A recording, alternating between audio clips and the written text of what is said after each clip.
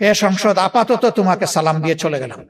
এই সংসদের জমিদারিও কারো মানব না এবং কারো কাছে বন্ধকও দেব না। গণভোট হারাম, আরেক সময় না এটা অর্ধেক হালাল। অনেক সুবিধা আছে, স্বেচ্ছায় অবলীলায় ছেড়ে দেব, নিবই না। আজকে জুলাইয়ের প্রোডাক্ট আমরা। তো এক বিচারক তিনি একটা হত্যা মামলার রায় দিতে গিয়ে বললেন, আসামির বিরুদ্ধে সন্দেহাতীত ভাবে মামলা প্রমাণিত হয়, তাকে মৃত্যুদণ্ড দেওয়া হলো। তখন তো আসামি পক্ষের মুখ কালো হয়ে আসছে। একটু সময় পরেই মাথা নেড়ে বললেন, আসামির বিরুদ্ধে সন্দেহাতীত ভাবে কোনো প্রমাণ পাওয়া যায়নি বলে তাকে মুক্তি দেওয়া হলো। কারণ একবার বলে যে মৃত্যুদণ্ড, আবার বলে মুক্তি, এরকম 3-4 বার বলার পরে পেশকার বলল, স্যার আপনি তো পরস্পর বিরোধী রায় বলেই যাচ্ছেন, আমি কি করব, দোষটা কি আমার? সবসময় দেখি হয় লালটা নাচে, না হয় সবুজটা নাচে, আজকে দুইটা নাচে কেন? তার মানে ওই পিছন থেকে যে রশি দিয়ে টানাটানি করতেছে, ওখানে রশি পেশ খেয়ে গেছে। এই জন্য লাল এবং সবুজ দুইটাই কিন্তু নাড়াচাড়া হচ্ছে। তো আমাদের দেশে বিশেষ করে পার্লামেন্টে যাদের নাড়াচাড়া দেখেন, প্রশ্ন আসে কে দড়ি টানে? সেই দড়িটা কোথার থেকে টান দেওয়া হয়? জাতি বুঝে। আপনারা বুঝেন না? আজকেও আলোচনায় এখানে এসেছে যে ওই ঘুড়ির নাটাইটা কোথায়, ওখান থেকেই এটা নাড়াচাড়া করা হচ্ছে। এই জন্য অস্থিরতা। এক সময় গণভোট হারাম, আরেক সময় না এটা অর্ধেক হালাল। এক সময় একই অর্ডারের গুস্ত হালাল, কিন্তু শুরুয়াটা জুলটা তার হারাম। আমরা এটা পার্লামেন্টেও বলেছি। হ্যাঁ, আপনারা দেখেছেন আমাদের কণ্ঠ দমিয়ে দেওয়ার চেষ্টা করা হয়েছে, আমরাও সমানতালে চালিয়েছি আলহামদুলিল্লাহ। সুযোগ পাই না পাই আমরা কণ্ঠ বন্ধ করিনি, কারণ জনগণ আমাদেরকে তো তাদের অধিকারের পক্ষে কথা বলতে সেখানে পাঠিয়েছে। মুখ বন্ধ করে, আমাকে বিশেষ করে মুখ বন্ধ করে সুপার গ্লু দিয়ে ওখানে বসার জন্য জনগণ আমাকে পাঠায়নি। জনগণ আমাকে পাঠায়নি যে আমার ছবিটা সংসদ টিভি এবং বিটিভিতে উঠবে আর সারা দুনিয়া দেখবে। জনগণ পাঠিয়েছে আমি কি বলি সেটা জনগণ শুনতে চায়। আমার সহকর্মীরা, সহযোদ্ধারা, বিরোধী দলের এমপিরা জনগণের অধিকারের পক্ষে কি করে সেটা জনগণ দেখতে চায়।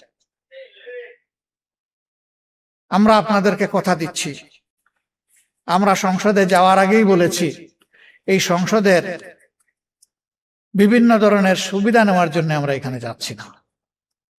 অনেক সুবিধা আছে, স্বেচ্ছায় অবলীলায় ছেড়ে দেব, নিবই না। যেটা না নিয়ে পারবো না সেইটা নেব, বাধ্য হব যেটাতে। অবৈধ কোনো দিকে আমাদের চোখ এবং হাত যাবে না। আমরা এখনো আলহামদুলিল্লাহ এটার উপরে আছি। কিন্তু এই 24-এর গণবিপ্লব, গণ অভ্যুত্থান যেটাই বলেন, এখানে শুধু শিক্ষিত ছাত্ররা আর আমাদের মতো রাজনীতিবিদরা এই আন্দোলন করে নাই, জীবন দেয় নাই।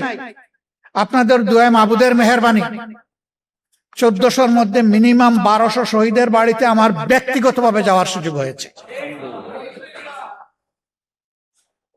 আমি সজ্ঞানে সাক্ষ্য দিচ্ছি, এবং আমাদের 12 ভলিউমের এই শহীদদের স্মৃতিচারণ বই হয়তো অনেকের কাছে আছে, হয়তো নাই। আমাদের ওয়েবসাইটে সব কিছু আছে, মৌলিক 3টা ভাষাই আছে। যারা চাইবেন তারা সেখানে যেতে পারেন।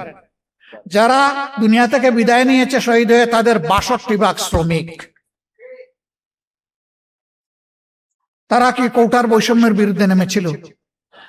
কোটার বৈষম্যের বিরুদ্ধে নেমেছিল আমাদের যুব সমাজ, ছাত্র সমাজ। তারা নেমেছিল ফ্যাসিবাদের বিরুদ্ধে। তারা নেমেছিল একটা পরিবর্তনের আকাঙ্ক্ষা নিয়ে। তারা গুণে ধরা রাজনীতির হাত বদলের জন্য জীবন দিতে রাস্তায় নামে নাই। আমরা সংসদে দাঁড়িয়ে বলেছি, আজকে সংসদ নেতা, বিরোধী দলীয় নেতা, সংসদের চিফ হুইপ, বিরোধী দলীয় চিফ হুইপ, সমস্ত মন্ত্রীবর্গ, সংসদ সদস্যবৃন্দ, আজকে জুলাইয়ের প্রোডাক্ট আমরা। জুলাই নাই, আমরাও নাই। জুলাই আছে, আমরা আছি। জুলাই আছে, সরকার আছে। জুলাই আছে, বিরোধী দল আছে। জুলাই নাই, কিছুই নাই। এই জুলাইয়ের বিপক্ষে অবস্থান নিয়ে সরকার পার পাবে না ইনশাআল্লাহ। গণভোটের গণরায়ের মাধ্যমে এই জুলাইয়ের আকাঙ্ক্ষা ইনশাআল্লাহ বাস্তবায়ন হবে। এর জন্য আবার জীবন দিতে হয়, দিব ইনশাআল্লাহ। কালকে এই জায়গায় দাঁড়িয়ে জুলাই শহীদ পরিবার এবং যোদ্ধাদের সাথে আমাদের একটা বৈঠক ছিল। সেখানে আমার প্রিয় সহকর্মী সংসদে বিরোধী দলীয় চিফ হুইপ বলেছে, আগামীর আন্দোলনের সাথে নয় সামনে থাকবো আমরা ইনশাআল্লাহ। সে এই সারির দিকে ইঙ্গিত করে বলেছিল আমাদেরকে সামনে পাবেন। আমিও কথা দিচ্ছি সামনে পাবেন ইনশাআল্লাহ। যতদিন সংসদের ভিতরে জাতির জন্য অধিকারের পক্ষে লড়াই করতে গিয়ে আমাদের থাকা প্রয়োজন, ততদিন থাকবো, তার বাইরে এক সেকেন্ডও নয়। যখন দেখবো আর কোনো কিছু করার নাই, তখন সেলিউট কালু সালামা, হে সংসদ আপাতত তোমাকে সালাম দিয়ে চলে গেলাম। কিন্তু এর আগে এই সংসদের জমিদারিও কারো মানব না এবং কারো কাছে বন্ধকও দেব না। অনেকে বলছেন আন্দোলন শুরু করতে হবে, এটা কি? এটাও আন্দোলনের অংশ। যেদিন আমরা নোটিশ মুভ করেছিলাম যে সংস্কার পরিষদের সভা আহ্বান করতে হবে, আলোচনার পর যখন 2/3 মেজরিটির গরম গায়ের কারণে আমাদের গায়ের জোরে এটাকে নাকচ করে দেওয়া হলো, আমরা সেদিন সংসদ থেকে বের হয়ে এসেছিলাম। এসে বলেছিলাম জনগণের রায় নিয়ে, রায় বাস্তবায়নের জন্য এখানে এসেছিলাম। অন্যায়ভাবে এই রায়কে পদদলিত করা হয়েছে। এখন জনগণের রায় নিয়ে আবার জনগণের পার্লামেন্টে আমরা চলে যাচ্ছি। এরপরে আপনারা দেখেছেন এর প্রতিবাদে বিক্ষোভ সভা হয়েছে, মিছিল হয়েছে। সারা দেশে এখন আন্দোলন চলছে। শুরু হবে কি? শুরু তো হয়েই গেছে। এখন তিলে তিলে সেই আন্দোলনকে সফলতার দিকে নিয়ে যেতে হবে ইনশাআল্লাহ। এই আন্দোলন ন্যায্য আন্দোলন। এই আন্দোলন কোন সুবিধাবাদী আন্দোলন নয়, ক্ষমতার হালুয়া রুটির ভাগ বাটোয়ারার জন্য নয়। এই আন্দোলন 70% মানুষের রায়ের প্রতি সম্মান দেখিয়ে, শহীদদের রক্তের সাথে আমাদের ওয়াদা বাস্তবায়ন করার জন্য, জুলাই যোদ্ধাদের আকাঙ্ক্ষা পূরণ করার জন্য এই আন্দোলন ইনশাআল্লাহ সফলতার প্রান্ত সীমায় গিয়ে থামবে, এর আগে নয়।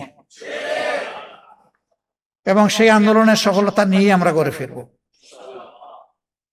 আপনারা শুধু পাশে থাকবেন। দেশবাসী, এই আন্দোলন আমার জন্য, আপনাদের জন্য, সবার জন্য। আমরা আমাদের সন্তানদেরকে কারো গোলাম বানাতে চাই না এবং কারো পারিবারিক রাজতন্ত্র বাংলাদেশে চলবে জাতির উপর ফ্যাসিজম হিসাবে, তাও আমরা বরদাস্ত করব না। রাজনীতির এই দুষ্ট চক্র ভেঙে দিতে হবে। একজনের বদলে আরেকজনের প্রশংসায় সংসদের 1/3 সময় ব্যয় হবে, এটা আর আমরা শুনতেও চাই না, দেখতেও চাই না। প্রশংসা হবে জনগণের, সংসদের ভিতরে কথা হবে জনগণের সমস্যা নিয়ে, সেখানে বসে খোলা মনে সমাধান বের হয়ে আসতে হবে। এইটাকে বাদ দিয়ে অন্য কোনো কিছুর চর্চা হোক সংগঠনের, সংসদের ভিতরে আমরা এটা চাই না। কিন্তু আমরা ফেসিবাদের কালো ছায়া এখন সংসদে দেখতে পাচ্ছি। আগে ওই সংসদে দাঁড়িয়েই আজকে যারা সরকারি দলের গ্যালারিতে বসেছেন তাদেরকে তুচ্ছ তাচ্ছিল্য করে যেভাবে কথা বলা হতো, আজকে 2-1 আমাদেরকে লক্ষ্য করে সেই রকম কথা বলা শুরু করেছেন। আমরা তাদেরকে বলি জিহ্বা সংযত করুন। এই মনোভাব এবং আচরণ দেখাবেন না। জুলাই যুদ্ধের মধ্য দিয়ে যেই প্রজন্ম, যেই দেশ গড়ে উঠেছে, এই দেশ কারো চক্রাঙ্গানির পরোয়া করে না। অতীতে যারা এই আচরণ করেছে তাদের পরিণতি চোখের সামনেই দেখতে পাচ্ছেন। মনে রাখবেন, অপকর্ম করলে আগেরটার চাইতে পরের পরিণতি আরো ভয়ঙ্কর হয়। সে পথেই তো আসছেন। বাইরে তো আপনাদের পদাচারণা দেখছি না, সবকিছু কুক্ষিগত করছেন। বাংলাদেশ ব্যাংক, বাংলাদেশ ব্যাংকে অভ্যুত্থান করার পরে এখন দেশের সবচেয়ে বড় ব্যাংক, এখন ইসলামী ব্যাংকে আবার নতুন করে অভ্যুত্থান শুরু হয়েছে। যে ব্যাংক দেশের রিমিটেন্সের শতকরা 32 ভাগ একা আহরণ করে, এই ব্যাংকের যদি অস্তিত্ব বিপন্ন হয়, বাংলাদেশের অর্থনীতি বঙ্গোপসাগরে চলে যাবে। সাবধান করে দিচ্ছি, এইটাকে দলীয়করণ করবেন না। যদি দলীয়করণ করেন ব্যাংকগুলোকে একটার পর একটা, জনগণ আপনাদেরকে ছেড়ে কথা বলবে না। আমি দেশের ব্যাংকের মূল মালিক জনগণ, জনগণকে বলবো জেগে উঠুন, আওয়াজ তুলুন, ওদের কদর্য চেহারা জাতির সামনে উন্মুক্ত করে দিন, থামিয়ে দিন, থামিয়ে দিতেই হবে ইনশাআল্লাহ। আমরা আবারও কথা দিচ্ছি, শুধু রাজনীতির পট পরিবর্তন নয়, সংস্কৃতির আমূল পরিবর্তনের জন্য আমাদের এই লড়াই। অপসংস্কৃতি যেখানে, সেটা ব্যাংকিং সেক্টর হোক আর যেখানে হোক, অর্থনীতিতে, সংস্কৃতিতে, শিক্ষা ব্যবস্থায়, তারপরে দেশের আইন অঙ্গনে, যেখানেই হোক, ইনশাল্লাহ আমরা বসে বসে আঙ্গুল চুষবো না। আমরা জনগণের সাথে থাকবো, জনগণকে সাথে নিয়ে তার মোকাবেলা করবো ইনশাল্লাহ। আপনারা দোয়া করবেন। আজকের এই সেমিনারে আপনারা যে গুরুত্বপূর্ণ পরামর্শগুলো দিয়েছেন, আমরা তার জন্য কৃতজ্ঞ, ঋণবোধ করি।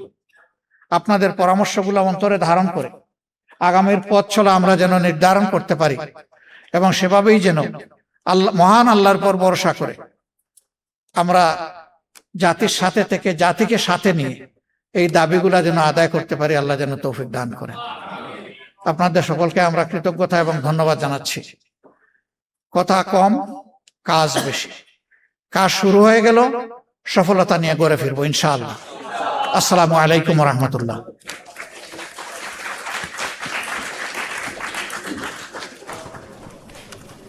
সম্মানিত মাননীয় বিরোধী দলের নেতা, আপনাকে আন্তরিক ধন্যবাদ, মোবারকবাদ।